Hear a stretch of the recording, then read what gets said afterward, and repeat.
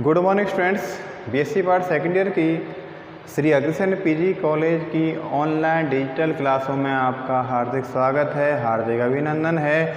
आज हम लेके आए हैं आपके सामने एक क्वेश्चन है, चुंबकीय आघूर्ण किस सूत्र द्वारा परिकलित किया जाता है। तो ये इंपॉर्टेंट क्वेश्चन है, एक सूत्र पूछा जा सकता है और इस आधार पर बहुत सारे क्वेश्चन आपसे पूछे जाएंगे। एग्जाम्पल है हमारा चुंबकीय आघूर्ण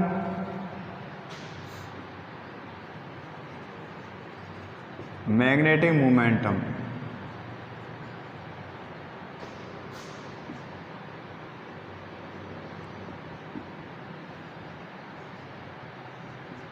n+2 फॉर्मूला द्वारा पूछा जाता है, उसमें बोर मैग्नेटॉन इसका यूनिट होता है, बोर मैग्नेटॉन Bm।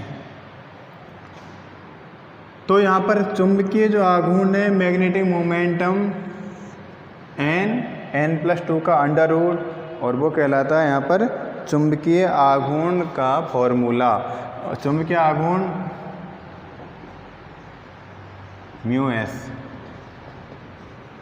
μs बराबर चुंबकीय आघूर्ण और n है यहाँ पर अयुग्मित d इलेक्ट्रॉन की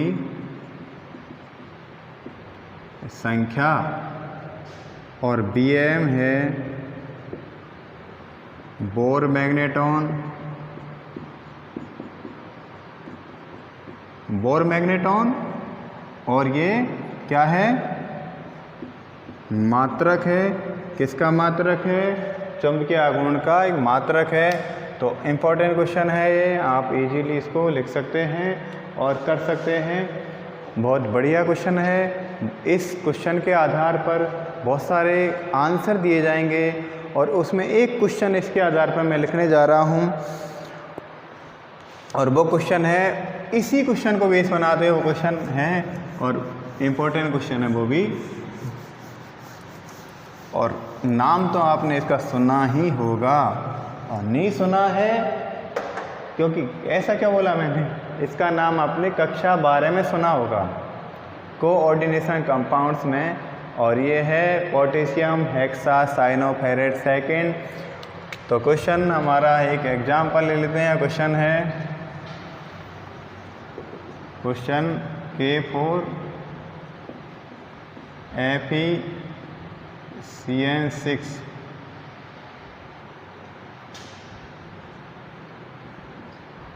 की मैग्नेटिक नेचर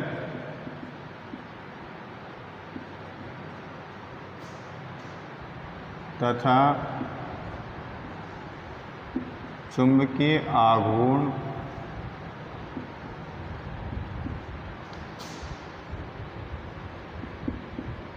ज्ञात कीजिए।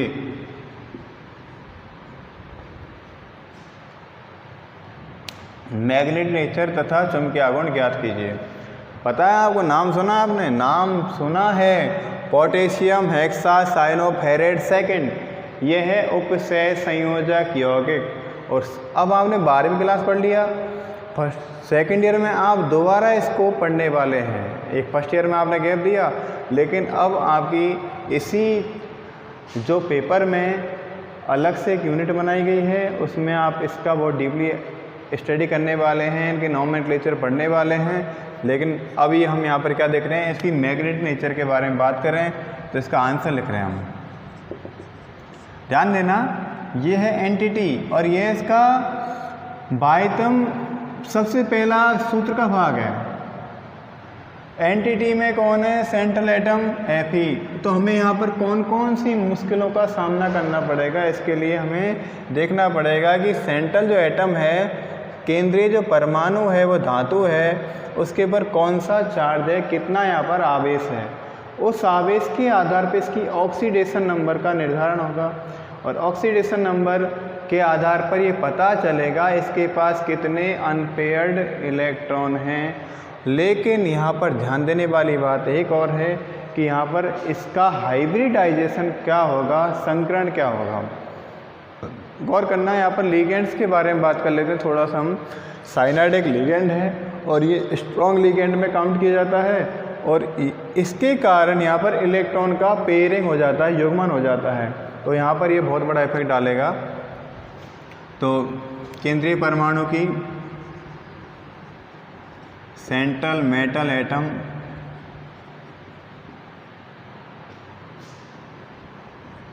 की ऑक्सीडेशन स्टेट कैलकुलेट करनी है पहले। कौन है?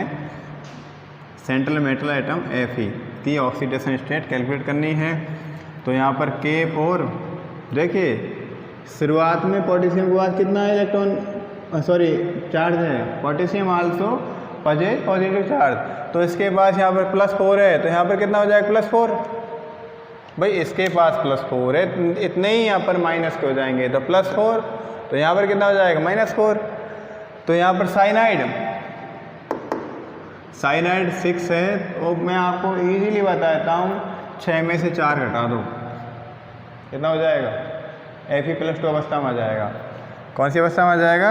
Fe+2 अवस्था में। Fe की OS बराबर +2, कितनी होगी यहाँ पर? +2। इसका हम डीपली जो स्टडी करेंगे नेक्स्ट यूनिट में करेंगे, जो कि हमारी लगभग तीसरी यूनिट है, उसमें हम इसका स्टडी करेंगे। यहाँ पर तो मैंने करवा दिया। Fe की ऑक्सीकरण अवस्था +2, तो Fe का इलेक्ट्रॉनिक कॉन्फ़िगरेशन क्या हो जाएगा? Fe का इलेक्ट्रॉनिक कॉन्फ़िगरेशन होता है आर्गन 4s2 और 3d6। कितने इलेक्ट्रॉन नंबर हैं इसके पास? 26 हैं, तो 18 2 20 से 26 हो जाएंगे। बट कौन सी? Fe+2। अब कौन सी यहाँ पर ऑक्सीडेशन स्टेट है? +2, तो इलेक्ट्रॉन नंबर कितने हो जाएंगे? इलेक्ट्रॉन नंबर घट के 2, 24 रह गए यहाँ पर भाई। तो Fe का EC क्या हो जाएगा? Fe EC का मतलब इलेक्ट्रॉनिक कॉन्फ़िगरेशन, इलेक्ट्रॉन विन्यास। तो 2 इलेक्ट्रॉन कहाँ से घटे? आउटर सेल से गए। आउटर सेल कौन सा था? S।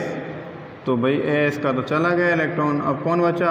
3d6, 4s खाली और 4p खाली, ये खाली पड़े हैं। अब क्या हो गया? इलेक्ट्रॉन विन्यास 3d6 हो जाएगा। अब होता क्या है, जब ये बॉन्डिंग होगी साइनाइड के साथ, तब क्या इलेक्ट्रॉन विन्यास हो जाएगा?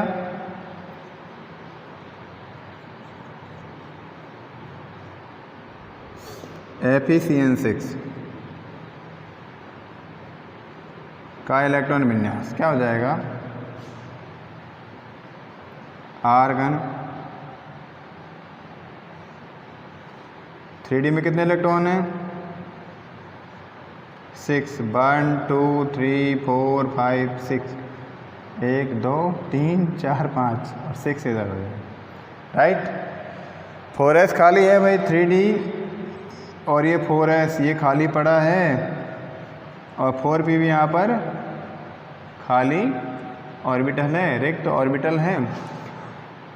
अब देखें यहाँ पर एक नोट लिखता हूँ मैं, Cn एक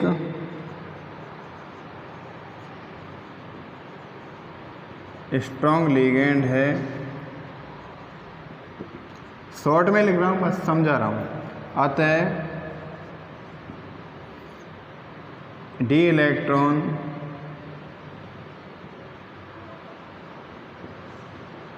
का युग्मन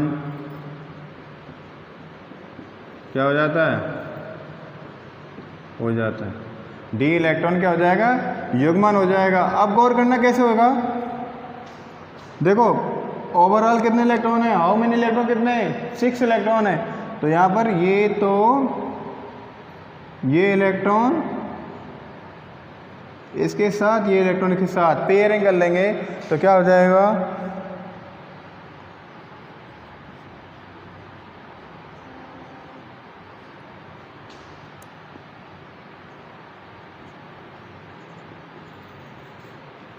FeCN6 का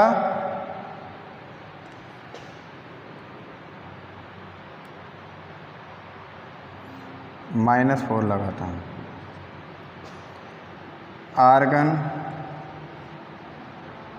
और ये हो जाएगा भाई 1 2 3 4 5 1 2, ये तो ऐसे कैसे, अब 6 इलेक्ट्रॉन रह गए, पेयर हो गए, तो 3d 4s 4p। गौर करना आप इस बात को, यहाँ पर बहुत गौर करने वाली बात है। कितने लीगेंड थे? 6 लीगेंड। और ध्यान देना, लीगेंड 1 इलेक्ट्रॉन नहीं 2 इलेक्ट्रॉन की बात करता है, और नहीं करता है तब।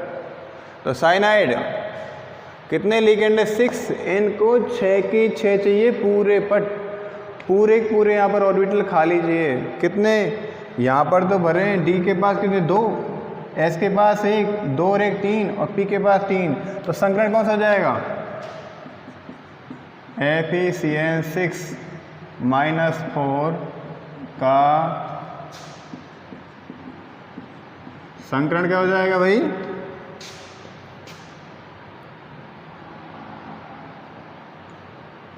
D2 और sp3 क्या हो जाएगा संकरण? D2sp3। क्यों? गौर करना, D के पास कितने वैकेंट ऑर्बिटल हैं? 2, D2, S के पास 1, P के पास 3, तो D2sp3। कितने लोग हैं यहाँ पर इसके पास? इसके पास 6 लोग हैं, 6 लीगेंड है, 6 को अलग अलग चाहिए ऑर्बिटल, हो गया। तो D2sp3। अब संकरण की बात करिए, हमारा जो मेन था वो है मैग्नेटिक मोमेंटम। तो यहाँ पर हम देख लेते हैं डी के पास अनपेड इलेक्ट्रॉन कितने हैं, अयुग्मित इलेक्ट्रॉन कितने हैं। तो गौर करें, अनपेयर्ड डी इलेक्ट्रॉन बराबर कितने हैं भैया? ऑल इलेक्ट्रॉन्स आर पेयर्ड, सारे इलेक्ट्रॉन क्या हैं? पेयर हैं। तो अनपेड इलेक्ट्रॉन क्या है? एब्सेंट, कोई सा भी इलेक्ट्रॉन पेयर नहीं है। तो अनपेड इलेक्ट्रॉन का मतलब n बराबर 0। क्या हो जाएगा? n बराबर 0। तो ये कैसे हैं? मैग्नेटिक नेचर कैसी हो जाएगी इसकी? डाई मैग्नेटिक मतलब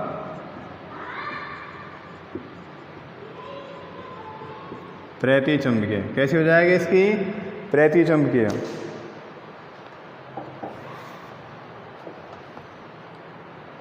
कैसी हो जाएगी? प्रतिचुंबकीय। और n बराबर 0, अतः चुंबकीय आघूर्ण μs बराबर 0 होगा। क्यों? जो कि मैग्नेटिक मोमेंट होता है μs बराबर n+2 बोर मैग्नेटॉन होता है, तो n का मान 0। तो टोटल क्या हो जाएगा इसका? मैग्नेटिक मोमेंट नंबर क्या हो जाएगा? 0 हो जाएगा। तो इस तरह क्वेश्चन आपका क्लियर हुआ, क्वेश्चन का आंसर क्लियर हुआ। एक बार मैं रिकैप करवाता हूँ इसको। क्वेश्चन था K4FeCN6 की मैग्नेटिक नेचर तथा चुंबकीय आघूर्ण ज्ञात कीजिए। हमें सबसे पहले क्या देखना पड़ता है? सबसे पहले हम देखते हैं सेंट्रल मेटल एटम कौन सा है। क्लियर हो गया? Fe है, राइट। उसके बाद इसकी ऑक्सीडेशन नंबर कैलकुलेट करनी होती है। +2 इसकी ऑक्सीडेशन नंबर थी, क्योंकि यहाँ K4 एक के पर +1 होता है, तो 4 + 4 हो गए। तो ये +4 इतने -के4 को हमने कैलकुलेट किया मैथमेटिकल फार्मूला द्वारा। साइनाइड को हमने -1 मानता है, तो यहाँ पर पक्षांतरण करके समीकरण का Fe पर आया, जो ऑक्सीडेशन स्टेट +2 आई। और Fe का नेचुरल जो इलेक्ट्रॉन कॉन्फ़िगरेशन होता है वो आर्गन 4s2 3d6 होता है। 4p यहाँ पर ऑर्बिटल खाली है, और Fe +2 इलेक्ट्रॉन नंबर कितने हो जाएंगे? ध्यान देना, Fe 26 से +2 लगा हुआ है, इसका अर्थ होगा इसने 2 इलेक्ट्रॉन त्याग दिए। 2 इलेक्ट्रॉन क्या है इसके? त्यागे गए हैं। तो 26 - 2 24 हो जाएगा। तो argon 3d6 4s 4p, right. क्योंकि 4s इलेक्ट्रॉन जो त्यागे गए हैं, डोनेट किए गए हैं, वो किससे किए गए हैं? 4s से किए गए हैं। तो ये 4s भी खाली, 4p भी खाली। अब बात कहाँ पर आई? साइनाइड के साथ जैसे ही बॉन्डिंग होगी, साइनाइड एक स्ट्रॉन्ग लिगेंड है, अतः डी इलेक्ट्रॉन का युग्मन हो जाएगा। युग्मन मतलब पेयरिंग हो जाएगी, तो 6 इलेक्ट्रॉन के 3 जोड़े बन जाएंगे, एक जोड़ा, दूसरा जोड़ा, तीसरा जोड़ा, तो पेयर हो गए। तो कितने ऑर्बिटल खाली हो गए? डी के पास 2 ऑर्बिटल खाली या वैकेंट बच जाएंगे। तो D2 मतलब 2 ऑर्बिटल, S तीसरा ऑर्बिटल, P3 3 ऑर्बिटल, तो 2 3 और 3 6। तो साइनाइड के लिए कितने चाहिए? 6 ऑर्बिटल खाली चाहिए। तो इसका संकरण D2sp3 हो जाएगा। हमें बात करनी है अनपेयर्ड डी इलेक्ट्रॉन कितने यहाँ पर? अनपेयर्ड डी इलेक्ट्रॉन एब्सेंट हैं, 0 हैं, तो n नंबर 0 हो जाएगा। तो मैग्नेटिक नेचर क्या हो जाएगी? डाई मैग्नेटिक, प्रतिचुंबकीय हो जाएगी। अतः मैग्नेटिक मूवमेंट या चुंबकीय आघूर्ण क्या होगा? इसका 0 होगा। राइट, इंपॉर्टेंट क्वेश्चन था, इंपॉर्टेंट है और आने के बशर्ते पूरे चांस ऐसे क्वेश्चनों के होते हैं। ओके, तो आज हमने मैग्नेटिक मूवमेंट के बारे में बात की। ये क्वेश्चन में यहाँ पर क्लियर करवाया। इस तरह आप इसको क्लियर करें और घर पर, और अच्छे रहें, हंसते रहें, खिलते रहें, महकते रहें। और सभी को हिंदी दिवस की 14 सितंबर 2020 को हिंदी दिवस की हार्दिक शुभकामनाएं, मंगल कामनाएं। हिंदी का यूज़ ज़्यादा करें, लेकिन केमिस्ट्री में तो अंग्रेजी यूज़ करनी ही पड़ती है। All the best, thank you very much. जीवन में कुछ किए बिना जय जयकार नहीं होती, और कोशिश करने वालों कभी हार नहीं होती।